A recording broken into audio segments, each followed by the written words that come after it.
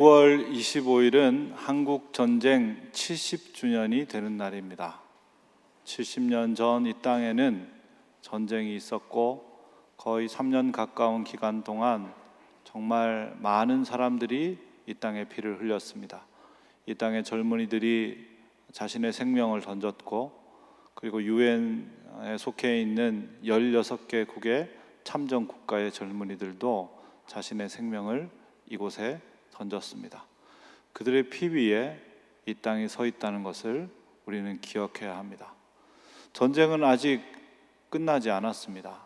잠시 멈추어 있을 뿐입니다.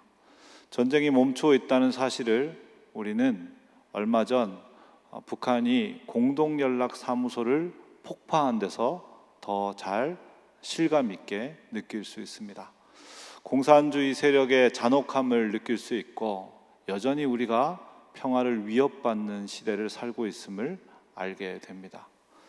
여러분, 우리의 선배들이 자신의 모든 것을 던져서 전쟁을 중단하고 그리고 번영을 가지고 왔다면, 우리는 전쟁이 완전히 종식되고 평화가 항구적으로 이루어지는 그런 놀라운 시대를 우리의 후손들에게 물려줘야 하지 않겠습니까? 그런 평화는 어떻게 얻어질 수 있을까요? 오늘 이사야가 그 시대의 사람들에게 어떻게 평화를 얻을 수 있는지에 대해서 이야기하고 있는 이 이사야 1장 2장의 본문을 귀 기울여 한번 들어봐야겠습니다. 이사야의 시대를 우리가 살펴보려고 하는 이유는 이사야의 시대가 우리의 시대와 너무 많이 닮아 있기 때문에 그렇습니다.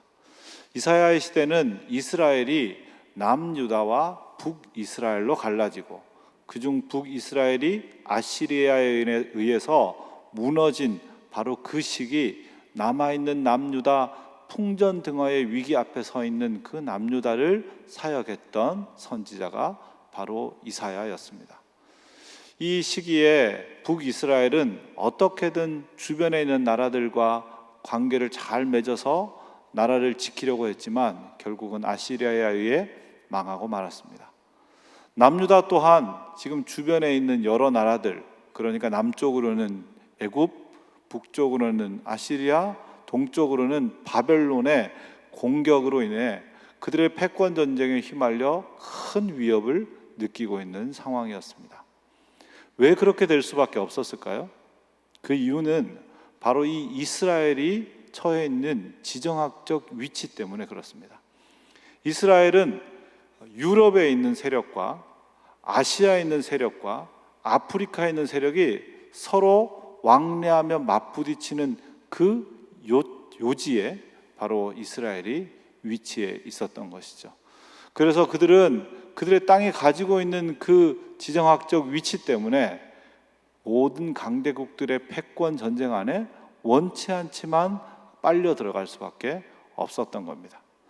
이런 이스라엘 백성의 상황, 이 이사야 시대의 상황은 지금의 우리와 다르지 않은 것 같습니다. 저기 있는 북한은 지금 경제 제재를 벗어나기 위해서 어떤 폭력도 마다하지 않겠다고 하는 통제불능의 위협 세력이 되어 있습니다. 우리나라는 대륙 세력과 해양 세력이 서로 맞부딪히는 지점에 있습니다.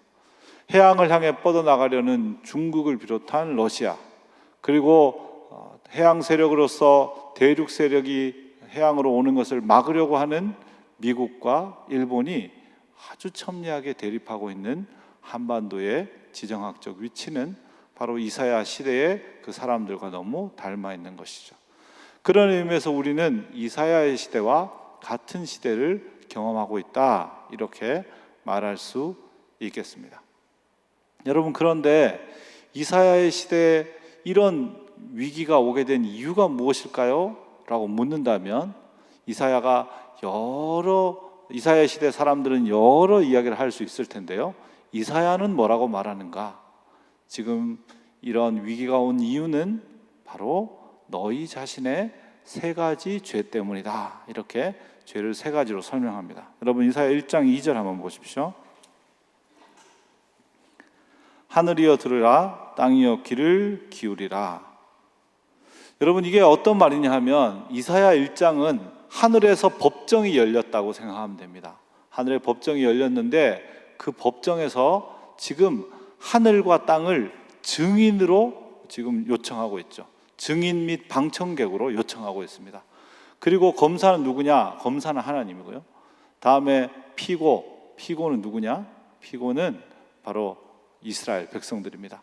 하나님께서는 이스라엘 백성들이 지금의 위기를 자초한 그들의 죄를 낱낱이 고발하고 있습니다. 세 가지 죄로 고발하는데 첫 번째 죄는 뭐냐? 하나님을 반역하고 하나님을 버렸다는 겁니다. 여러분 2절 3절 같이 한번 읽어보겠습니다. 하늘이여 들으라, 땅이여 귀를 기울이라. 여호와께서 말씀하시기를 내가 자식을 양육하였거늘 그들이 나를 거역하였도다. 소는 그 임자를 알고 나귀는 그 주인의 구유를 알건만은 이스라엘은 알지 못하고 나의 백성은 깨닫지 못하는도다 하셨도다. 아멘.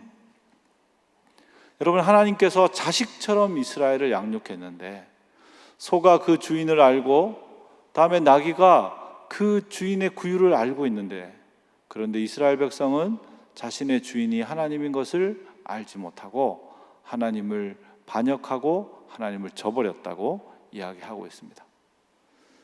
그 두 번째 죄는 뭐냐? 그러면 두 번째 죄는 11절부터 14절까지 있습니다. 같이 한번 읽어보겠습니다. 여호와께서 말씀하시되 너희의 무수한 재물이 내게 무엇이 유익하뇨? 나는 순양의 번제와 살진 짐승의 기름에 배불렀고 나는 숫송아지나 어린 양이나 수점소의 피를 기뻐하지 아니하노라. 너희가 내 앞에 보이러 오니 이것을 누가 너희에게 요구하였느냐? 내 마당만 밟을 뿐이니라. 헛된 재물을 다시 가져오지 말라.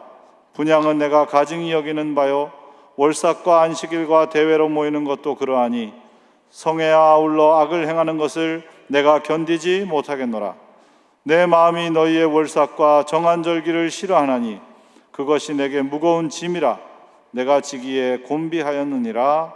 아멘. 두 번째 죄는 외형만 남아있는 가짜 예배를 두 번째 죄라고 지적하고 있습니다. 오늘 이 본문에 보면 이스라엘 백성은 하나님 앞에 제물을 가져옵니다. 그리고 여러 가지 절기, 월삭과 또 안식일과 대회로 모이는 성회를 다 지키고 있습니다. 그런데 뭐가 문제입니까? 13절 하반절 끝에 보십시오. 성회와 아울러 악을 행한다 이렇게 얘기하고 있습니다. 그러니까 하나님을 예배하는 그 예배가 진실하지 않고 하나님께 와서 하나님 얼굴 도장 찍으려고 예배 드리는데 실제로 예배 드리면서 동시에 악을 행한다는 것이죠. 그러니 그 예배가 진정한 예배가 아니라는 것을 알 수 있습니다. 오늘 12절에는 하나님께서 너희가 내 앞에 보이러 왔다 그렇게 이야기합니다. 그냥 안 갈 수는 없는 모임에 얼굴 도장 찍으러 간다 이렇게 이야기하듯 이들도 하나님 앞에 제사 드리러 가지 않을 수는 없으니 얼굴 도장 찍으러 간다 그런 마음으로 가고 있는 것이죠. 하나님께서 이들의 제사와 이들의 모임에 대해서 뭐라고 말씀합니까? 13절 끝에 내가 견디지 못하겠다. 14절 끝에 내가 지기에 곤비하다. 너무 힘들고 너무 싫다. 너희가 하고 있는 그 예배가 그렇게 이야기하는 거죠. 세 번째, 하나님께서 이사야 시대의 위기를 초래한 이스라엘의 죄가 뭐라고 얘기하시는가? 여러분 15절, 16절, 17절 한번 읽어보십시오. 같이 읽습니다. 너희가 손을 펼 때에 내가 내 눈을 너희에게서 가리고 너희가 많이 기도할지라도 내가 듣지 아니하리니 이는 너희의 손에 피가 가득함이라. 너희는 스스로 씻으며 스스로 깨끗하게 하여 내 목전에서 너희 악한 행실을 버리며 행악을 그치고 선행을 배우며 정의를 구하며 학대받는 자를 도와주며 고아를 위하여 신원하며 과부를 위하여 변호하라 하셨느니라. 아멘. 22절 23절도 같이 읽습니다. 내 은은 찌꺼기가 되었고 내 포도주에는 물이 섞였도다. 내 고관들은 패역하여 도둑과 짝하며 다 뇌물을 사랑하며 예물을 구하며 고아를 위하여 신원하지 아니하며 과부의 송사를 수리하지 아니하는도다. 아멘. 여러분, 세 번째 죄는 뭐냐? 그들 안에 있는 불의와 부패입니다.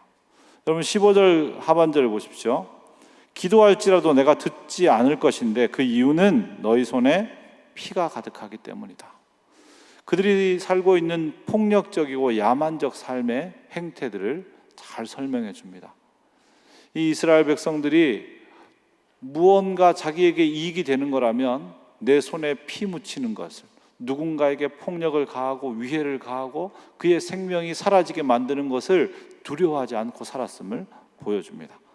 그래서 17절에는 선행을 배우고 정의를 행하고 학대받는 자를 도와주고 고아를 신원하고 과부를 위해 변호하라, 이걸 하라고 했는데 실제로는 어떻게 했습니까? 23절 보시면 고관들은 다 도둑과 짝을 했습니다. 이게 뭡니까? 일반 공무원들이 조직폭력배와 다 형제 자매를 맺고 그냥 조금 어렵게 하는 사람이 있으면 폭력으로 가서 다 물건 뺏어오고 가져오고 거기에 이득도 나누어서 먹고 그렇게 했다는 거예요. 뇌물을 사랑하고, 여러분, 뇌물 받고 다음에 재판을 어그러지게 하는 거죠. 그래서 고아를 위하여 신원하지 않고 과부의 송사를 수질하지 않았다. 이게 무슨 말입니까? 고아와 과부, 그 사회의 취약계층이 와서 제가 일했는데 임금을 제대로 못 받았습니다. 제가 이런 어려운 일을 겪었는데 저를 도와주세요. 그러면 돈 있는 사람한테 돈 받고 아유, 그거 뭐 법으로 해봐도 안 돼요. 그냥 포기하세요. 또는 분명히 정당한 권리인데 그런데 권리를 구원받지 못하도록 그렇게 했다는 거죠. 그렇게 하면서 그들이 행했던 이 불의뿐 아니라 부패도 가득했습니다. 22절 보십시오. 내 은은 찌꺼기가 되었다. 여러분, 원래 은에 불순물이 있으면 그 불순물을 깨끗하게 재련하면 순수한 깨끗한 은이 되죠. 근데 은이라고 파는데 실제로는 뭐가 있는 겁니까? 불순물이 가득 있는 거죠. 그러니까 불량 제품을 만들어내는 겁니다. 그죠? 내 포도주에는 물이 섞였다. 여러분, 포도주가 물 섞이면 어떻게 됩니까? 물 섞은 포도주 파는 거죠. 불량식품을 만들어 파는 거예요. 그러니까 돈을 위해서, 이익을 위해서 불량 제품도 유통시키고 불량식품도 만들고 그렇게 해서 돈을 모으며 살았다는 것이죠. 불의와 부패가 그들의 삶에 가득했다는 사실을 알 수 있습니다. 그 불의와 부패는 있는 사람들은 더 부유하게 만들고 고아와 과부와 같이 학대받는 사람들은 더 깊은 고통으로, 그래서 빈부의 격차가 아주 커지게 만드는 그런 현상으로 살았다는 것이죠. 지금 하나님께서는 이사야의 시대의 사람들이 우리가 이렇게 평화를 잃은 건 저 강대국들이 많아서입니다 라고 말하는 것에 대해서, 아니, 너희가 이렇게 위기가 닥쳐오게 된 것은 바로 너희 자신의 죄 때문이야, 이렇게 폭로하고 계신 것이죠. 그러면 죄 가운데 있는 이들에게 해결책은 없고 희망은 없습니까? 아닙니다. 희망이 있습니다. 그 희망이 2장 2절부터 4절에 나와 있습니다. 여러분, 2장 2절부터 4절까지 같이 한번 읽어보도록 하겠습니다. 말일에 여호와의 전에 산이 모든 산꼭대기 위에 굳게 설 것이요 모든 작은 산 위에 뛰어나리니 만방이 그리로 모여들 것이라. 많은 백성이 가며 이르기를 오라, 우리가 여호와의 산에 오르며 야곱의 하나님의 전에 이르자. 그가 그의 길을 우리에게 가르치실 것이라. 우리가 그 길로 행하리라 하리니 이는 율법이 시온에서부터 나올 것이며 여호와의 말씀이 예루살렘으로부터 나올 것임이라. 그가 열방 사이에 판단하시며 많은 백성을 판결하시리니 무리가 그들의 칼을 쳐서 보습을 만들고 그들의 창을 쳐서 낫을 만들 것이며 이 나라와 저 나라가 다시는 칼을 들고 서로 치지 아니하며 다시는 전쟁을 연습하지 아니하리라. 아멘. 여러분, 2절에 보면 말일에 이렇게 되어 있습니다. 이 말일이라는 것은 여호와의 날, 즉 심판의 날을 말합니다. 이 땅의 모든 것이 종결되는, 하나님께서 모든 것을 판단하시는 그 날에 그런 말이죠. 그 날이 되면, 종말의 날이 되면 어떻게 됩니까? 모든 산 위에 여호와의 산이 높아진다. 이것은 지질학적 설명을 하는 게 아니죠. 하나님이 모든 것 위에 가장 높아지신다, 그런 말이죠. 그 여호와의 산에는 뭐가 있습니까? 하나님의 성전 시온이 있죠. 많은 사람들이 가장 높아진 하나님, 유일한 신이 하나님이시라는 것을 종말이 되면 알게 되고, 그래서 하나님께로 갑니다. 모여들어서 뭘 하려고 합니까? 거기에 가서 하나님이 우리를 가르치시는 하나님의 법을 배우려고 하는 거죠. 왜냐하면 진정한 말씀, 진정한 법, 진정한 생명이 되는 통치는 어디서부터 나오기 때문입니까? 시온, 하나님으로부터, 예루살렘, 하나님의 공동체로부터 나오기 때문이죠. 그렇게 진정한 생명이 되는 하나님의 법이 하나님으로부터, 시온으로부터, 이 성전으로부터 흘러나오는 것을 경험하고, 예루살렘, 하나님의 공동체로부터 하나님의 말씀을 흘러 바다에 있는 그 사람들은 뭘 경험하게 됩니까? 4절 보십시오. 그런 하나님께서 판단하고 판결하시는 것을 보고 무리가 어떻게 합니까? 칼을 쳐서 보습을 만들고 창을 쳐서 낫을 만듭니다. 칼과 창은 뭐 하는 겁니까? 전쟁하는 무기죠. 보습과 낫은 뭐 하는 겁니까? 농사 짓는 기구죠. 그러니까 전쟁 무기를 농사 기구로 만든다는 것은 지금 이 땅에 뭐가 임했다는 뜻입니까? 평화가 임했다는 뜻이죠. 어느 정도의 평화가 임했느냐? 오늘 우리 4절 밑에 보시면, 끝부분에 보시면, 칼을 들고 서로 치지 아니하고, 이 정도의 평화만이 아니라 다시는 전쟁을 연습하지 않는, 전쟁 다시 연습할 필요도 없을 정도로 항구적이고 완벽한 평화가 임했다, 이렇게 말할 수 있겠죠.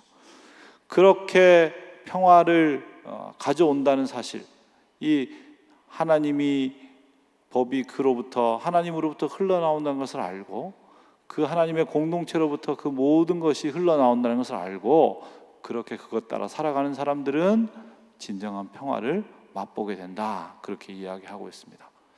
여러분, 그런데 가만히 생각해 보면 이 율법으로부터, 하나님으로부터 율법이 나오고 그 율법으로부터 진정한 평화가 온다는 것을 이스라엘 백성이 한 번도 듣지 않았을 리는 없습니다. 그죠? 왜냐하면 성경에 있는 이 율법이 늘 이야기하는 것이, 율법을 따라 살면 뭘 경험하게 됩니까? 샬롬, 평화를 경험하게 되고 안식을 경험하게 되거든요. 그러니까 하나님으로부터 율법이 나오고 율법에서 샬롬이 나오는구나, 이걸 모를 리가 없는데, 그런데 왜 이스라엘 백성, 이사야의 시대를 사는 이 백성들에게 이 이야기를 다시 하고 있는 겁니까? 그 이유는 바로 이사야 시대의 이 사람들이 살고 있는 삶의 선택들 때문에 그렇습니다. 그게 2장 6절부터 나와 있습니다. 2장 6절부터 9절까지를 우리가 함께 한 목소리로 읽어보도록 하겠습니다. 2장 6절부터 9절까지 같이 읽습니다. 주께서 주의 백성 야곱 족속을 버리셨음은 그들에게 동방풍속이 가득하며 그들이 블레셋 사람들 같이 점을 치며 이방인과 더불어 손을 잡아 언약하였음이라. 그 땅에는 은금이 가득하고 보화가 무한하며 그 땅에는 마필이 가득하고 병거가 무수하며 그 땅에는 우상도 가득하므로 그들이 자기 손으로 짓고 자기 손가락으로 만든 것을 경배하여 천한 자도 절하며 귀한 자도 굴복하오니 그들을 용서하지 마옵소서. 아멘. 6절 보시면 야곱 족속이 지금 어떻게 행하고 있습니까? 그들에게 동방풍속이 가득했다, 이렇게 얘기했습니다. 여러분이 동방풍속이란 누굽니까? 바로 그들의 동방에 있는 그런 큰 족속을 말하는 거죠. 그들의 동쪽에서 크고 강대해진 족속이 누구냐? 바벨론입니다. 그죠? 그 바벨론은 계속 힘을 얻어서 결국은 남유다를 정복하게 되거든요. 지금 강해지고 있는 그 나라를 보면서 어떤 생각이 들었냐? 쟤들처럼 되면 나도 강해지겠다, 이런 생각이 든 거죠. 우리가 당연하게 많이 하는 생각이죠. 누군가가 돈을 많이 번다 그러면 나도 저 사람처럼 하면 돈 많이 벌 것 같은데, 누군가가 저걸 하니까 너무너무 건강했다, 나도 저거 하면 건강해질 것 같은데, 누군가가 아이를 이렇게 공부시키니까 공부를 너무 잘하게 됐다, 나도 저거 하면 저렇게 될 것 같은데, 이스라엘 백성도 강한 저들처럼, 그들처럼 되어야겠다는 생각을 했던 거죠. 그리고 동방풍속을 따라하기 시작합니다. 그 다음에는 블레셋 사람처럼 점을 칩니다. 블레셋은 이스라엘의 서쪽에 있는 나라인데 해안 평야에 있고 또 지중해가 붙어 있어서 무역도 가능했고 항상 이스라엘보다 한 단계 정도의 문화가 높은 그런 나라였습니다. 그러니까 블레셋도 늘 따라하고 싶어 했죠. 그들보다 강한 그들을 또 따라하는 것이죠. 이방인과 더불어 손을 잡아 언약할 정도로 그들과 깊은 관계를 맺습니다. 그런 결과가 어디에 나오냐? 7절에 나옵니다. 은금이 가득하고 보화가 무한하고 마필이 가득하고 병거가 무수합니다. 어떻게 됐습니까, 여러분? 너무너무 잘 됐어요. 결과가 너무 좋은 거죠. 금과 은과 보화가 가득하고 말도 가득하고 무기도 가득하고 얼마나 강력해졌습니까? 그런데 이것이 그들에게 평화의 길이 됩니까? 안 됩니까? 안 됩니다. 왜 그렇습니까? 여러분, 그 다음에 있는 8절 9절에 있습니다. 8절 같이 한번 읽을까요? 그 땅에는 우상도 가득하므로 그들이 자기 손으로 짓고 자기 손가락으로 만든 것을 경배하여. 아멘. 여러분, 우상이 가득했다 그랬습니다. 그래서 그 우상을 9절에 보면 천한 자, 귀한 자, 모든 자들이 다 우상에 절했다 그랬습니다. 여러분, 누군가가 우상을 만들어 절한다고 한다면 그는 우상을 숭배하는 거겠죠. 근데 사실 우상을 숭배하는 게 아니라 누구를 숭배하는 겁니까? 자기를 숭배하는 겁니다. 예를 들어 보십시다. 만약 어떤 사람이 달에게 소원을 빌면 잘 이루어진다고 생각해서 하늘에 달에게 소원을 빌었다고 합시다. 소원을 빌어서 처음에 한두 번은 이루어졌는데 그 다음에 안 이루어지면 어떡합니까? 그래도 우리 달님이 이루어 주실 줄로 믿고 죽도록 달님에게만 빕니까? 그런 사람은 없습니다. 달이 잘 안 되면 어디로 갑니까? 별로도 가고 해로도 가고 산으로도 가고 물로도 가고 또 점집에 가서 부적도 받아오고 이거 안 되면 이거 안 되면 이거 안 되면 이거 할 수 있으면 전부 다 그렇게 하는 거죠. 그러니까 결국은 우상에게 자신을 다 맡기는 숭배가 아니고 결국 누구를 숭배하는 겁니까? 자기를 잘 되게 하는 우상을 자기가 픽업, 선택하는 것이죠. 그러니 결국은 누구를 섬기는 겁니까? 자기를 섬기는 거예요. 우상 숭배의 핵심은 지독한 자기 중심성이라고 말할 수 있습니다. 그렇게 자기를 숭배하는 것이 왜 강하게 만들 수 없습니까? 여러분, 자기를 숭배하면 자기밖에 모르게 되겠죠.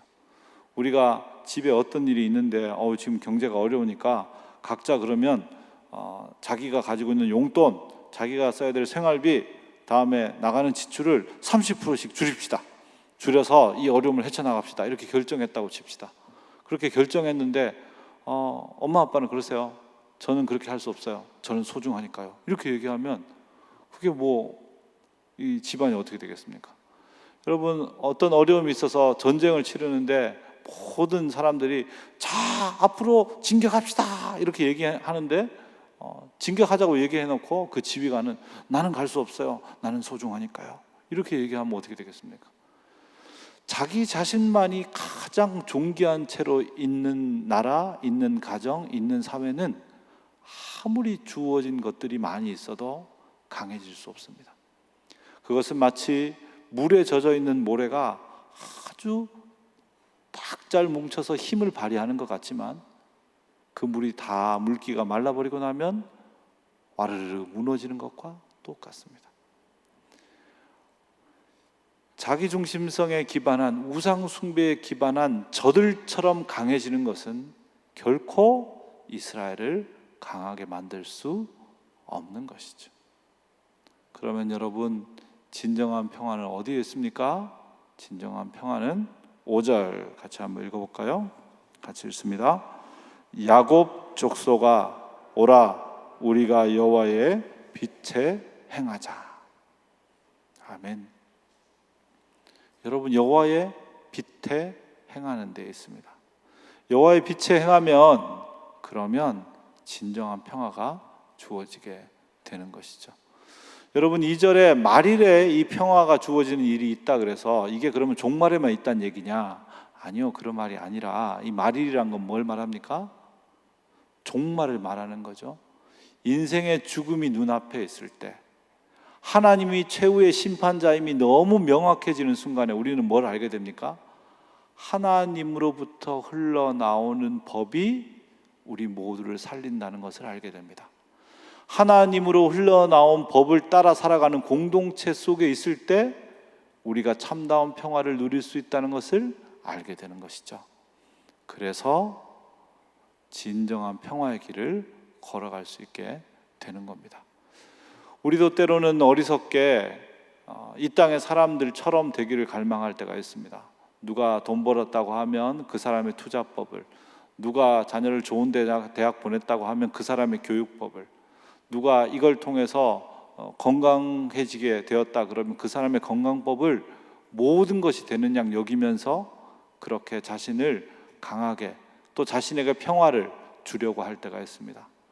그런데 여러분, 그렇게 자기 중심성만 가득한 성공이 우리에게 평화를 가져다 줄 수 없다는 것을 알아야 합니다. 그것은 결코 우리의 가정과 우리 자신과 우리의 사회를 평화롭게 만들 수 없습니다. 참다운 평화의 길은 어디에서 주어집니까?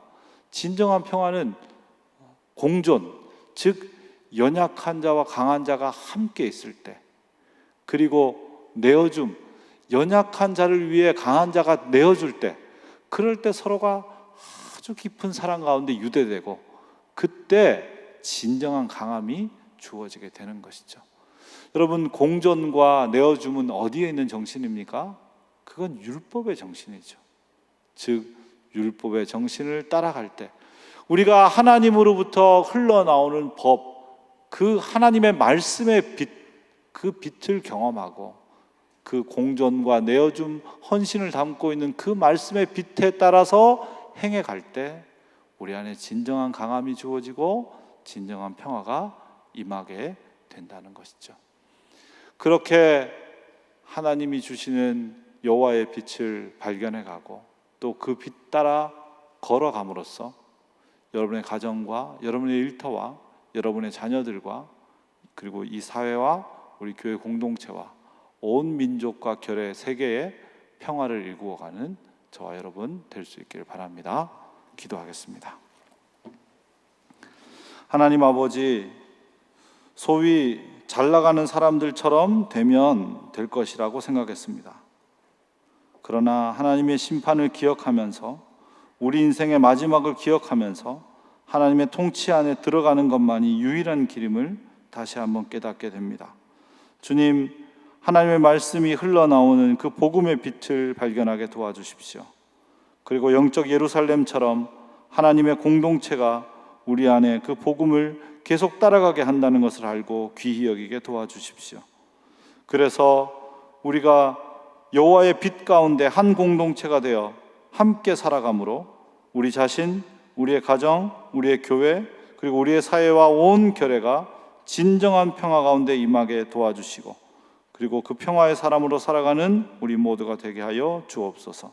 우리 구주 예수 그리스도 이름으로 기도드립니다. 아멘.